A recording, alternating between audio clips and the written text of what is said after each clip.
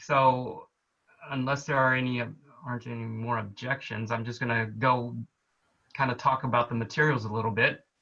Oh, Anybody there is have one thing I'd like to say, and that on the first class, it was clear that the only objective they wanted us to learn was to be able to feel comfortable with using the Jupyter notebook. That's my observation.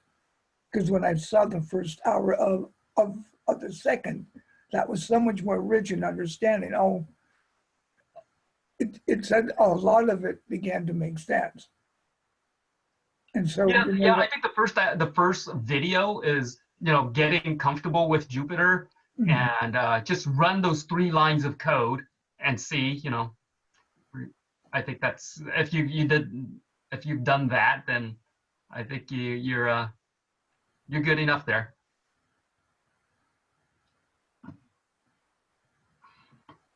Okay, so in going through this lesson, and I tend to like to dig into the code a little bit, and I forgot to mention last time, but if you in Jupyter, if you want to set breakpoints in Jupyter, here's how you do it. I think I'm sharing my screen, right? yes. Okay, so you have to go into the code file itself. So you have to this is not in Jupyter, you have to go into an editor in your library, and wherever you want to set the breakpoint, you insert this line right there. So that's how you set a breakpoint in Jupyter. Many of you may know that, but it's kind of new for me. Anyway, so that's just a little tip. Okay, I think Jeremy spent a lot of time talking about learning rates here, and what's kind of what confuses me a little bit is the different flavors of gradient descent, backpropagation, right? Sebastian, can I interrupt? Sure. I have used Jupyter Notebooks a bit, but could you elaborate now on the breakpoint that you just mentioned? You mean one option would be to run all cells? No, no, this is outside of Jupyter. If you want to set a breakpoint in Jupyter, you actually have to be outside of Jupyter in a separate editor in a file that you suspect you want to break at, then you put this line there. I see. And then when you run the code in that file from Jupyter, it will stop at some point? Yes, yes. Let me do a little demo. This is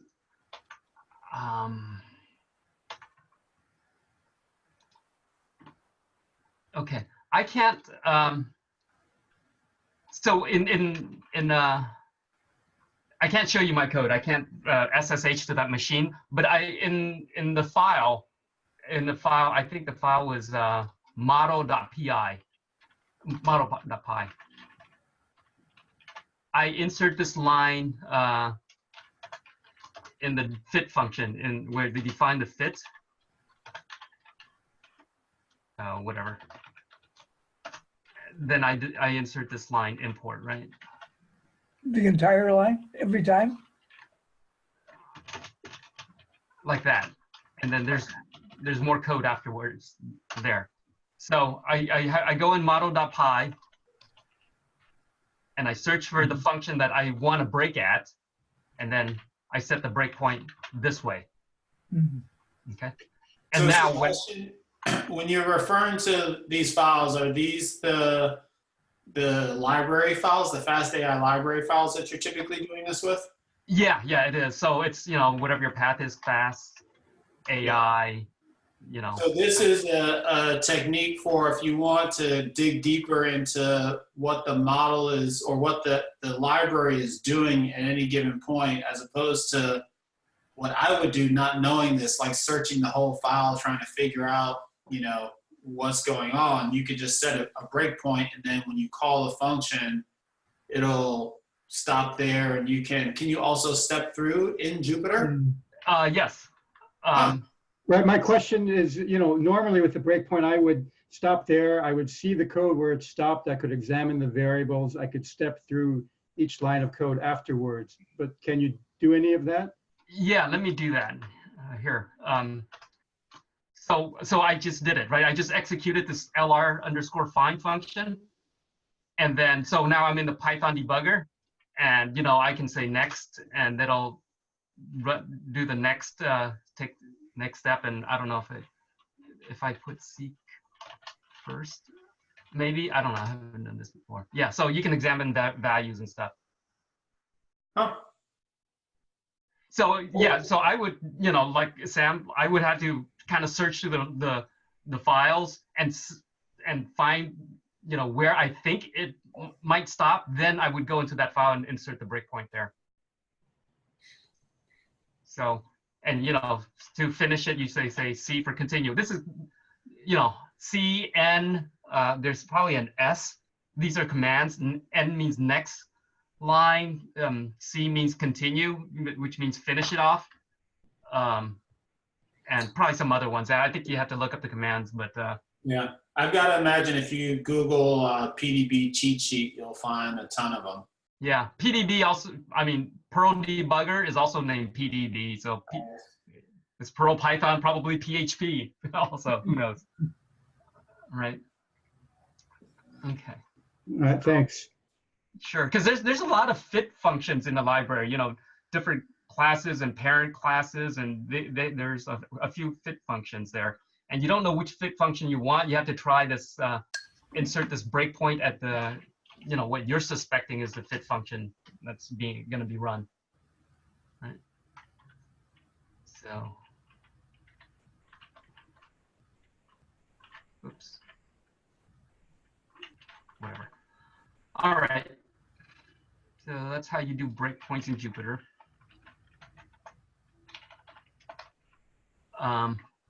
All right, well, okay, so back to learning rates and gradient descent. So there's various flavors of gradient descent. There's stochastic gradient descent, which Jeremy uses the term a lot. There's mini batch, which, does like a batch size of 60, like 64 or whatever you want. We set that in the, I think we typically set it in Jupyter notebooks as 64. And there's just kind of plain vanilla, whatever. And here, so this, I think this is the original gradient descent. It's, supposedly if you just say gradient descent without any qualifiers, it should mean, it's supposed to mean this, where, your batch size is the entire data set. And, you pass the entire data set forward, and then you add the loss, the errors of all of those, and then that's when you propagate it back. So each backward pass in this gradient descent, you're using the entire data set. And, I think stochastic gradient descent is supposed to mean batch size of 1 only. It sounds kind of silly, but stochastic being, probabilistic, what you're supposed to be doing is just kind of randomly picking one piece from the data set and pass it forward and pass it and do a backward pass. So, and then you pick randomly pick another image, for example, pass it forward, get the error, pass it back, change the weights. So that's what Wikipedia calls stochastic gradient descent. Jeremy doesn't use it like that, so it's confusing to me. Also, Andrew Ng's course uses the stochastic as batch size of 1. Jeremy is a little bit different. I think he blurs the line with mini batch and stochastic. So that's, so when you do this course, as I do, when you look things up, people will say stochastic and they might mean something different from what Jeremy means, I think.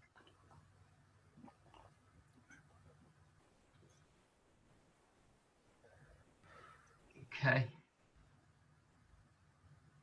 Now, hopefully you're, okay, well, let's talk about the backward pass a little bit. there's a lot of sources on the internet. You know, Chris Olah has a good blog. Michael Nielsen. There's a lot of ebooks out there. I think this is my favorite explanation of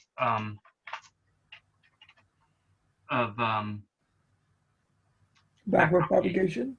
Yes. This I think there's four. This guy Grant Sanderson on 3 Blue 1 Brown has 4 videos. He has awesome mathematics videos, guys. I mean, Yes. you should check it out. I'm subscribed. Yeah, yeah, we should all. But How much detail in the first course that we're going through now do you ultimately get as far as backwards pass? Are derivatives being computed in Python, or does it not get down to that level? it does not get down to that level. So what I like to do here is I like to kind of supplement for the omissions of concepts sometimes. So yeah, he'll go to backpropagation on these videos here. It's like 20 minutes each. There's 3 videos. So yeah, 3 backprop videos, I think. Yeah. By the way, this so these notes are I shared these. It's in the same folder as the notes I shared with you last time. So you should all have these links. All right. So that's backprop. Just if you want to learn more about backprop. Jeremy didn't talk much about that in the second one. Right. That's why I'm bringing it up, because he's bringing up stuff he doesn't talk about. I think, you know, if you want to talk about stuff that he talks about, let me know what the questions are, or you know, just chime in. The other thing that kind of confused me about this lecture is the use of dynamic learning rates. Anyway, so I mean, we have static learning rates, right?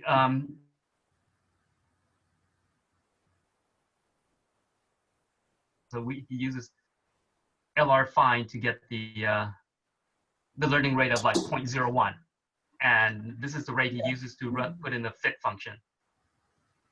Now there's the more dynamic learning rates, where these are little this is a stochastic gradient descent with restarts. The restarts is the dynamic part, right? It's these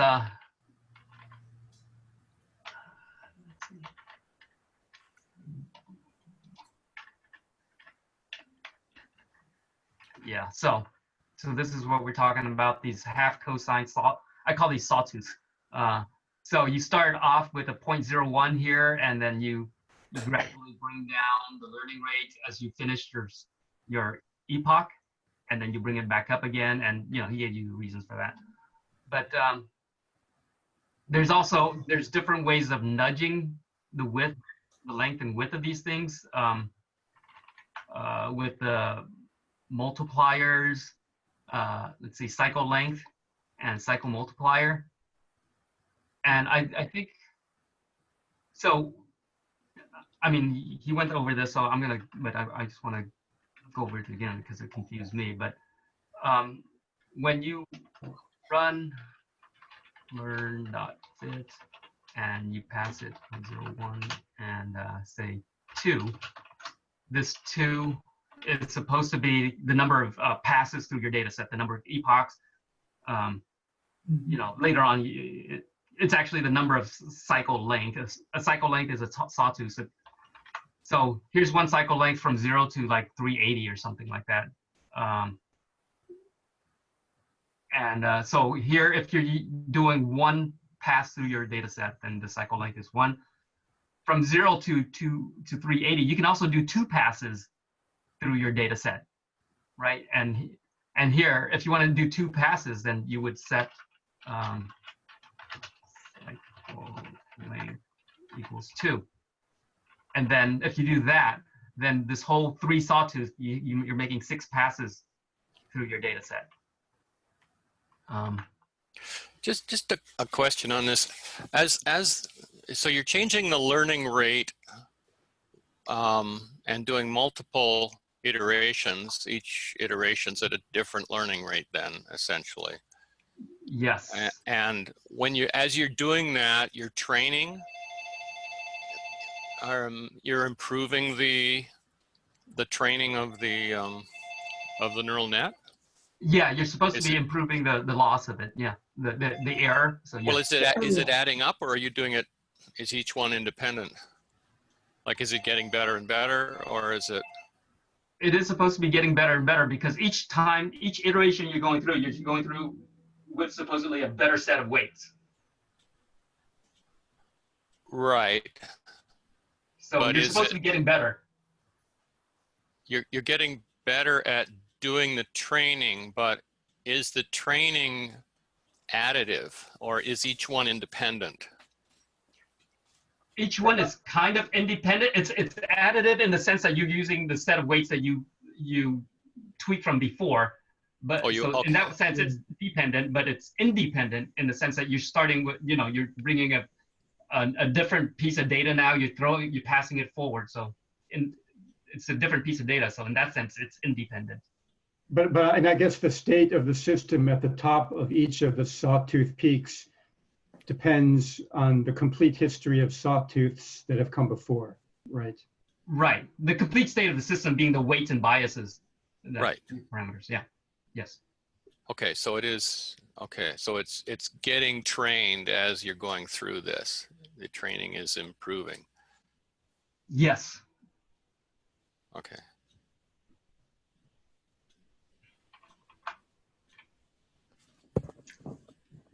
Okay. Oh, what was the part where you could tell or that you were overfitting? Something to do with the loss, and what's at the first of the figure, and one was higher than the other, then you knew you were overfitting. Yeah, I didn't quite get that. Something, the loss, and then the accuracy, 90%, whatever. I am not sure. I think he talked about overfitting. He talked about when he did data augmentation. No, well, data augmentation prevents overfitting, Yes, right? Because it's changing the data. Overfitting is your training is getting too specific to that particular data set. Yeah. That's why you wanted to use cosine, annealing, and so forth, was to look at it differently. And well, that was one part. What I wanted to understand is when you get the data, if there are on the 3 columns per epoch, I don't know what the first column is, I don't recall, but the second was loss, and then the third one was of the accuracy, 90%, 99%, whatever. And there was a relationship between the first two that would indicate overfitting. There we go, right? Oh, so. Okay, yes. What is turn loss compared to val loss, and which was which? Yeah. Okay, yeah. I see your point now. So this is what he looks at when he figures out if it's overfitting or not. These numbers should be kind of close to each other. Oh, if you're different, then you're overfitting. So what is the loss? What is training loss and validation loss? What does that mean?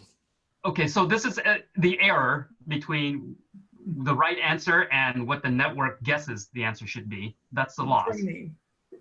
So, yeah, loss is really the error of the network. Right.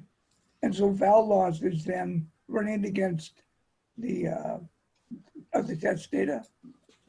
Right, against the validation data. Okay. So so you're overfitting if this number is really low, is low, and this number is high. Mm-hmm. Oh, because when you test it on new data, it's not good, but it's really good with its old data. Yeah, okay, that makes sense. I think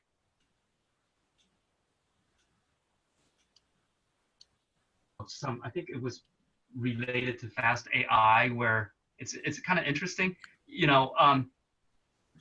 what some people thought the network was. There's a paper that came out that says, you know, the network was actually, they're not trying to look, they're not looking at features, but they're kind of memorizing, because it has like a million weights. They can use those weights to just memorize what picture corresponds to what classes. And that's overfitting. Yeah. Yeah, that's an example of what overfitting might be like. But then there's another article that counters that argument, saying like, if it's really overfitting, then you would see the training get better a lot faster. If it was memorizing, it's kind of getting better more gradually. But if it's truly extracting features, then it's getting better fast. So currently the thought is that it's not memorizing. The memorization is an example of overfitting. Yeah. Yeah, I'm like the one with if we can conclude anything from the fact that the validation loss is always lower than training. Do you have an opinion on that?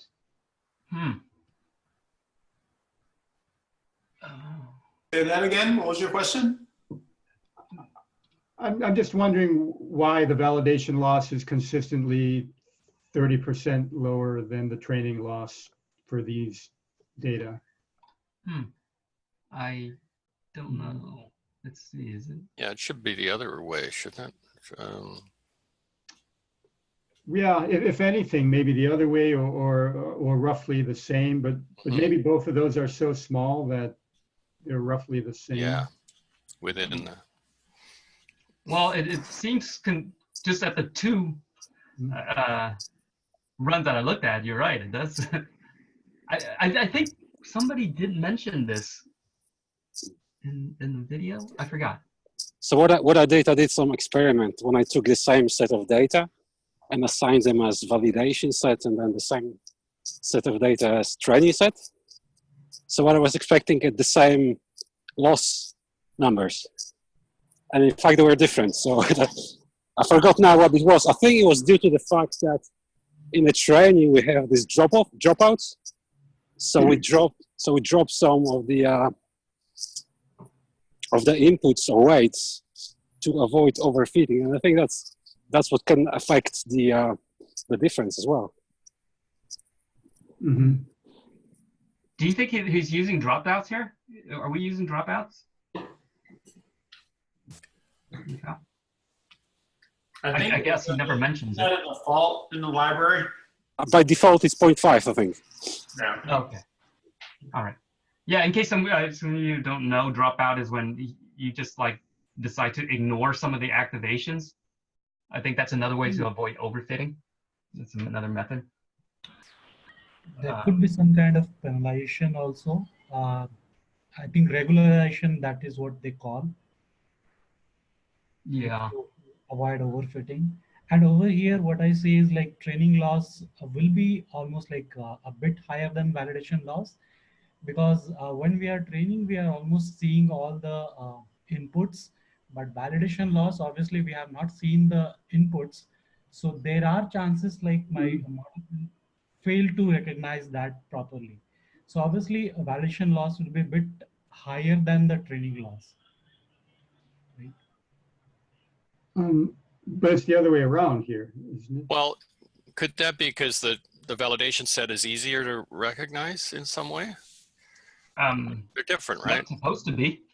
It's supposed to be kind of randomly chosen from the entire data set. But it could be randomly a little easier. Could be. Shouldn't be consistently lower. Yeah, I'd have to look into that. Yeah, I wouldn't expect you definitely don't want your distribution on your validation set to be significantly different from that on your training set. I'm just thinking of there were some examples when you looked at the specific ones that it got wrong, and some of them weren't even cats. Some of them was like a logo of some kind. So there was some data in there that Sorry. some data in there that wasn't it wasn't really cats or dogs. It was just some other random thing. And if that's in the training set, but not in the validation set, then you might get a result like this. Because that loss reflects the ones that got wrong, right? Yeah, I mean, so these are the kind of things that you can play with. Like you can do a shuffle before you split out your training and your validation set. If that wasn't done in the notebook, I don't remember. But you can do that and see if that changes the result. And if it doesn't, that's probably not the issue. And hey, just I've never swapped these data sets. The train, I guess to swap them, you just rename the train directory to validation, rename the validation directory to train, right? You could do that. I don't recall the relative sizes. Like usually it's like 80-20. If it's 80-20, you'll want to shift some of the training data over. Oh, right. Yes. Yeah, I thought it was 80-20 or something like that. Yeah, I guess there's more than just renaming directories then. Yeah, I mean, one of the things that you end up doing later in the course is relying a little bit less on the directories and using NumPy and Python to. I didn't log in as an admin, so I can't mute people. I think that was the Chris line. But one of the things that you do later on is you'll kind of manipulate the data with NumPy and Python to as opposed to just using the directory structure, and so that you can kind of play with that as an exercise as well. Okay. All right, cool. So I think the directories, this is also arguments of a function. So you can feed to the function whatever folder you like. So you can feed as a training folder a validation folder. Oh, really? Oh, so you don't have to rename the directories at all. You just change the argument of the function. Oh, that's a lot easier. You don't have to shift your 80-20s around. Yeah, that's correct. Yeah. Oh, okay, very nice. I'm gonna write that down. Well, yeah, but if you do that, then you're going to be training on a small amount of data and validating on a larger amount of data. No. Actually, that's what Mikhail is saying. Is if you do that, you will be training on the 80%. So using by renaming by changing the arguments of the probably the what is it, the from paths part here, I think. No, but the data in the training folder, or the train folder, that's where there's 5 times more data than in the validation folder. So even if you're switching the use of those folders, they still contain the same amount of data.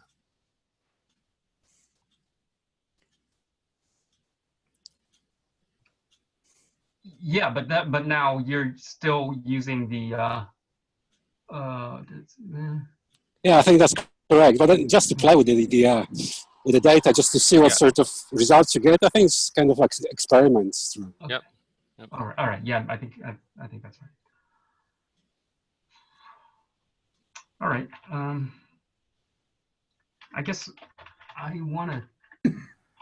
This whole cycle length and cycle multiplier is kind of confusing to me. It's probably not so important, but there was some time spent talking about it.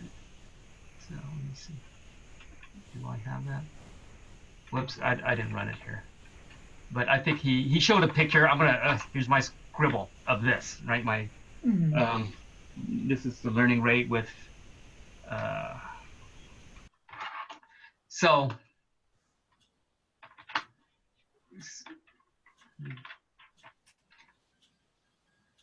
if you had your cycle length value and cycle multiplier value, let's see, I think I had it. cycle length is.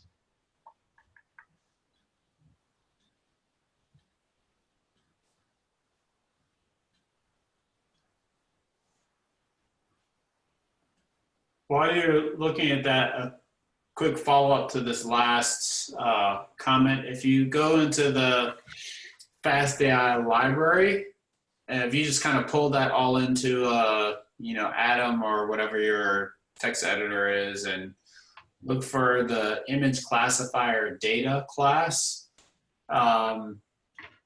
you'll see that what we use is the from paths, but there's also from arrays. So you can like slurp everything into a Python array and then use shuffle and use slices to get the sizes that you want, and just pass it in as arrays. And there are some other methods, like there's a from CSV, from names and arrays.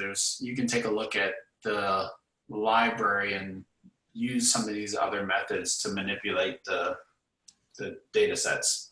Doesn't Jeremy talk about that in the second hour? Some of that, because he talks about CSV. Probably.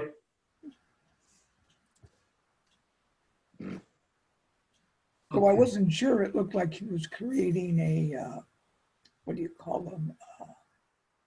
A paired set, I want to say, but that's not it. There's a term. Like a dictionary? You know, a directory is what he was doing. He had these long names, but they didn't have the .jpeg. And then they had, it was on the example on the dog breeds.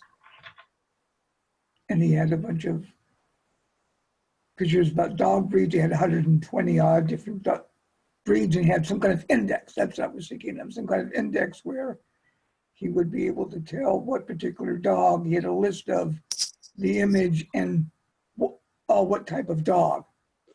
And it was a long list, and he was pairing that and then pairing it up with adding the dot on the JPEG for the analysis. So the training could find the images and then make guesses, or it would learn and then later. I think that was, I think it was using from CSV indeed. Yeah, I think it was CSV. Yeah. So I found that a little bit confusing. Why would you have to have that step up an index? But then how would you organize both the file name, which had nothing to do with content, and then, and how would you associate that with a particular breed for rightness or wrongness in terms of trying to identify them?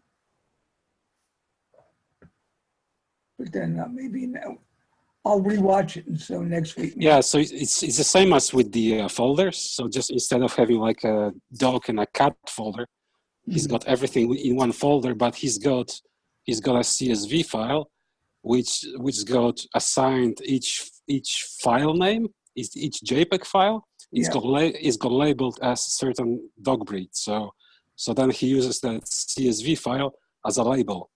So you can do it in either way. So you could split that JPEG files to different folders for each breed, separate folder, or you could use that CSV file and then just keep one folder with everything in that folder. So there are different ways to do the same thing.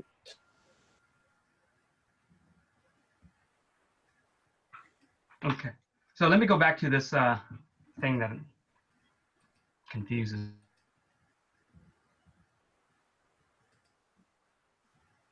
Here.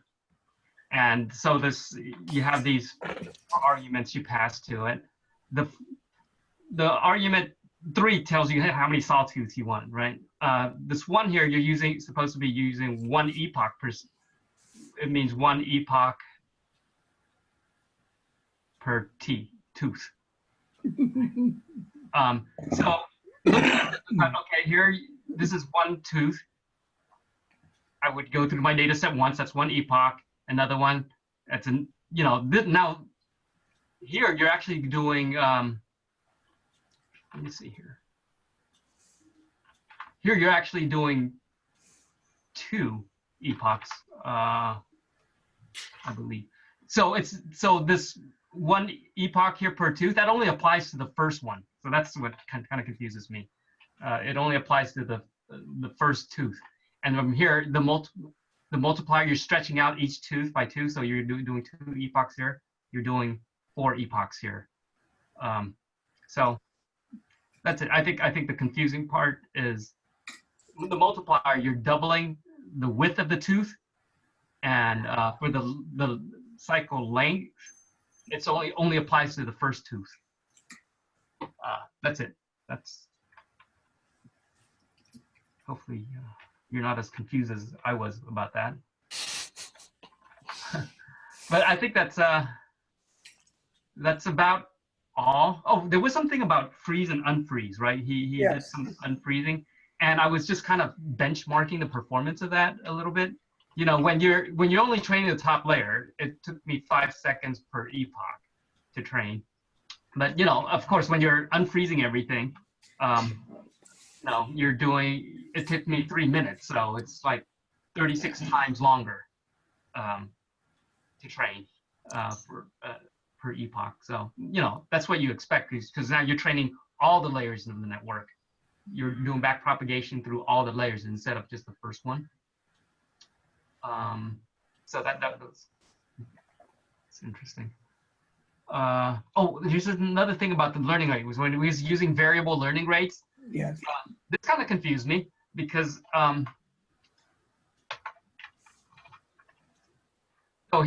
if you look at this sawtooth, we're starting at 0.01 on all 3 teeth, right? And then you wind down the learning rate in each teeth. But now if you're using this, I believe, you know, this 0.01, you know, before we're talking about, we're changing this learning rate with respect to time. As time changes, the learning rate changes. You descend down this curve, you jump up, you descend with time. But now with this, I thought it was about changing it with time also, but it's actually not. And I think someone did ask about this in class, but I didn't pay attention.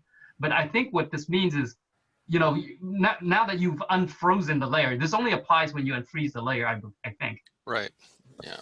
But this learning rate is what you're using for the lower layers. This learning rate is what you're using for the upper layers. And I think the library is deciding how many lower layers you use here and how many lower layers you use here. And you know, this is for the middle layer. But so this is more like spatially changing, or changing with depth of the network instead of changing with time, as in the sawtooth. Yeah, each one of those numbers is a different layer, right? 0.01 is what he's calling the lower layer, which is that the first one? Yeah. Yeah, so this is the first one, the lower layer. But I mean, there's multiple. I think this, the network, I don't know how, we're using ResNet 34. I'm going to guess it has at least 10 layers. So I don't know what the library is deciding. Maybe this is for 3 layers, the bottom 3, this is the top 3, maybe? I'm not sure. He mentions it in the video. I don't remember the detail, but he does mention it in the video. Does everyone understand kind of the intuition for why you want to do that? Well, my thinking was that you're uncertain of the data, so you'd want to cut various different ways through it to see how the learning loss goes and how the improvements are. Because you don't always know how the data is structured. It was complained about, you had this and then you had this. Well, there was the picture you had where there were multiple low points, and how do you hit all those, because you want to get an average. At least that's what I got out of it. So you'd want to go through the data in different kind of scenarios to see if there are changes in learning and in improvement. Yeah, I think that is why in general you want to cycle your learning rate. With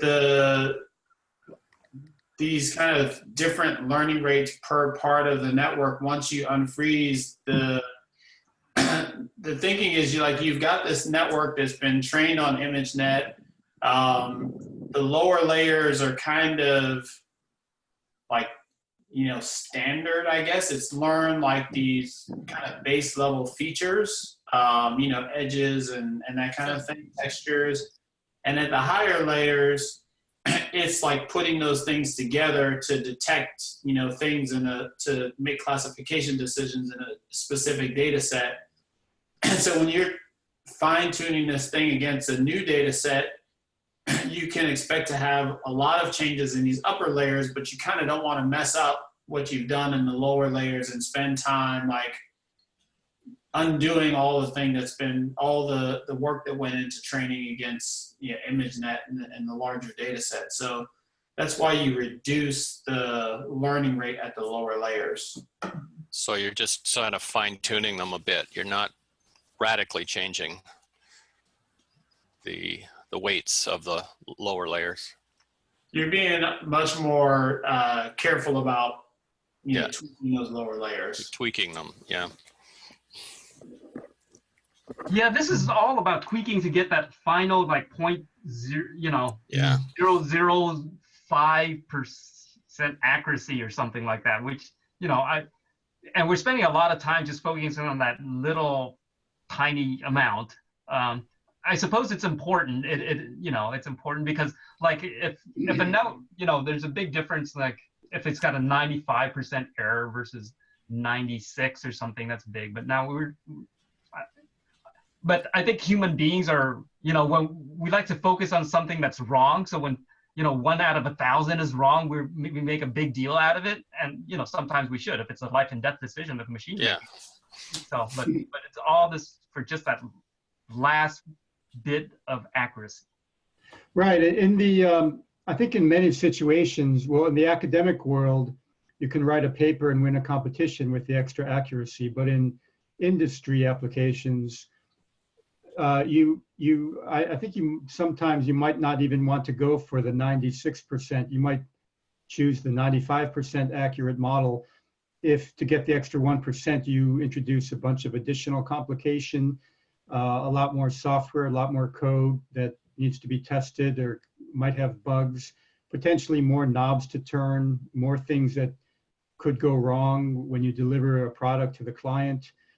So I think a lot of people play it safe and, don't actually want to deliver a product that has a little tiny bit more accuracy because it's maybe not as robust and safe as something that is slightly less accurate. Yeah, I tend to agree. A lot of complication for the extra 1%, especially when your product is free. I don't want to maintain that code. Yeah.